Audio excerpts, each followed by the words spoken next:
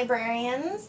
Today's video is really sort of twofold. Firstly, it is to review this binding machine and also to give you a little bit of direction on how to use it.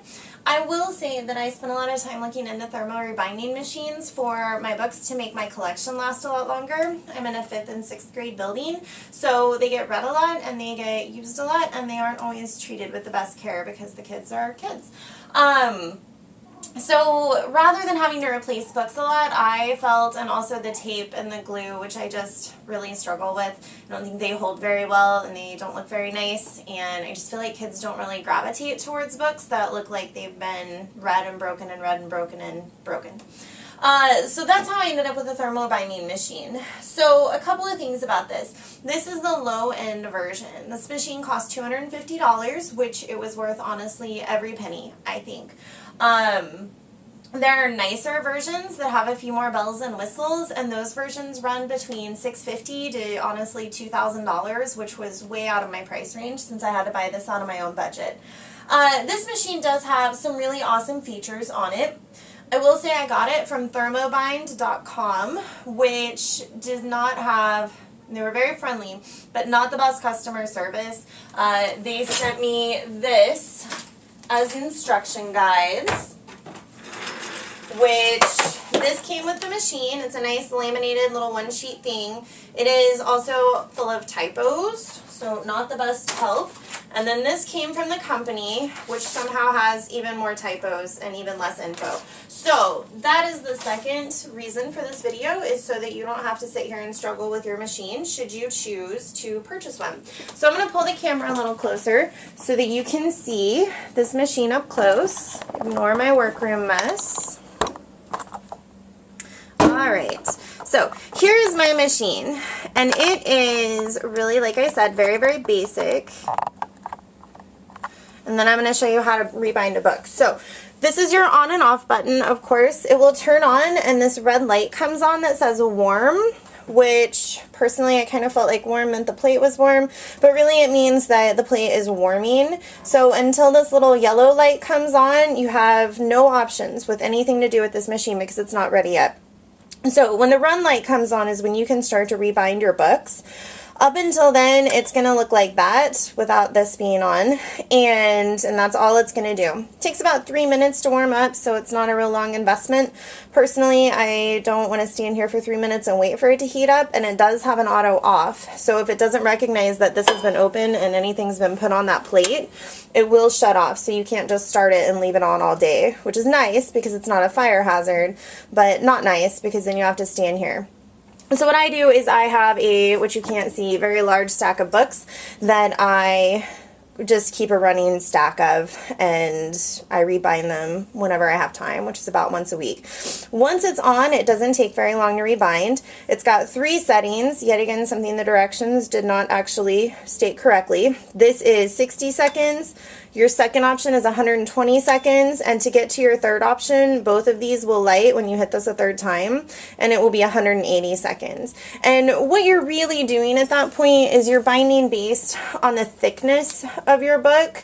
I've never had very good results with settings 1 and 2. And I've never done a book that's been very small, so that might be part of it, but I just always go for 3 because the only thing that could be feasibly, you can overbind a book, but at 180 seconds you really shouldn't have that much trouble. So I'm going to move you out again so you can sort of see how this process works. You will buy a bag of these guys, which they come in sets, and you just pull off what you need. And these are your glue strips, and you can cut them down, and you can see I've got kind of a pile of scraps too. I've used my scraps to rebind books where I didn't want to put a whole bunch in there, and it works perfectly fine. So what happens is you cut this down to whatever length you need, and then you slide it in your bind, or your cover, and your spine. Honestly, I feel like tweezers is something I need to bring from home because sometimes they get hung up somewhere in here. Things that this doesn't do is when you rebind it, it will make this a solid seal, but you will still have to tape right here. And I find that the tape is less of a struggle than the glue. So when you're ready, you will pop this in. And hopefully you heard it. It beeps to acknowledge that it's got full contact with the plate. And then it will just stay there. It'll beep 3 times in really quick succession when it is done. Those beeps are very, very quiet. I don't know if you could hear that beep initially very well, but they're not any louder than that. So if you get called away, there is that risk, which is one of the things that the more expensive machines did, was the heat plate on the more expensive machines will shut off automatically so that if you are called away, you don't have to worry about your book being ruined. I have been told, though I haven't experienced it because I'm pretty careful about being sure that when I bind, I'm going to be uninterrupted, or I'll just tell the kids to wait 1 minute since that's all the longer it takes. Or you can just stop it and turn it off halfway through its binding session, and it's not going to affect the book. You'll just start over when you come back. If a class comes in unexpectedly or something like that. So it'll sit here, it'll beep 3 times really quickly when it's done. When you are finished, you will pull it out, which I'm not going to do yet because it's not done, and then it sits here on its spine to cool and to really get that glue in there. So they suggest that you push it back down again and let it sit there. Now I will say that we have all of our hardcover books are covered in this plasticky cover stuff, which I was kind of worried about because I obviously can't uncover all of my books before I bind them.